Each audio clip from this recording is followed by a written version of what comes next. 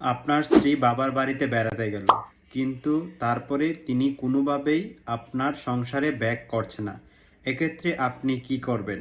প্রথমে আপনাকে খুঁজে বের করতে হবে যে তিনি কি কারণে আসলে আপনার সংসারে ফিরে আসতে চাচ্ছে না। যতক্ষণ পর্যন্ত আপনি কারণটা আইডেন্টিফাই করতে না পারবেন, ততক্ষণ পর্যন্ত কিন্তু আপনি বুঝতে পারবেন না আসলে আপনার কি করা উচিত।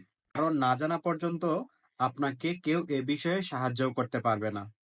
হতে পারে তার কোনো একটা এক্সট্রা ম্যারিয়াল অ্যাফেয়ার্স আছে। হতে পারে আপনার জয়েন্ট ফ্যামিলিতে অথবা আপনার বাবা-মার সাথে সে কোনোভাবেই কোপ আপ করতে পারছে না, বা এখানে তার মন টিকছে না। হতে পারে কোনো একটা ডিমান্ড আপনার কাছ থেকে তার ফুলফিল হচ্ছে না।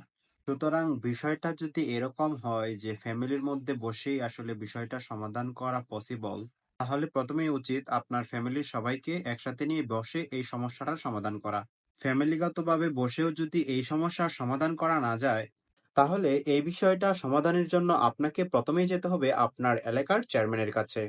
চেয়ারম্যানের কাছে এই বিষয়ে একটা ফোরাম আছে। চেয়ারম্যান চাইলে দুই পক্ষের সাথে কথা বলে এই বিষয়টা নিয়ে আপোষ মীমাংসা করতে পারেন। যদি চেয়ারম্যানের কাছে গিয়েও এ বিষয়ের সমস্যার সমাধান করা না যায়, তখন আপনাকে যেতে হবে আপনার এলাকার যে ম্যাজিস্ট্রেট কোর্ট, সেই ম্যাজিস্ট্রেট কোর্টের ফ্যামিলি কোর্টে। ফ্যামিলি কোর্টে আপনি দাম্পত্য জীবনের পুনরুদ্ধারের একটি মামলা করবেন। আপনি যে আপনার স্ত্রীকে ফেরত চাচ্ছেন, সেই বিষয়ে একটি পিটিশন করবেন ফ্যামিলি কোর্টে। ফ্যামিলি কোর্টে গিয়েই আসলে আপনার এই সমস্যার সমাধান হবে। ফ্যামিলি কোর্টে গিয়েই কিন্তু আপনি বুঝতে পারবেন যে আপনার স্ত্রী কেন আসছে না।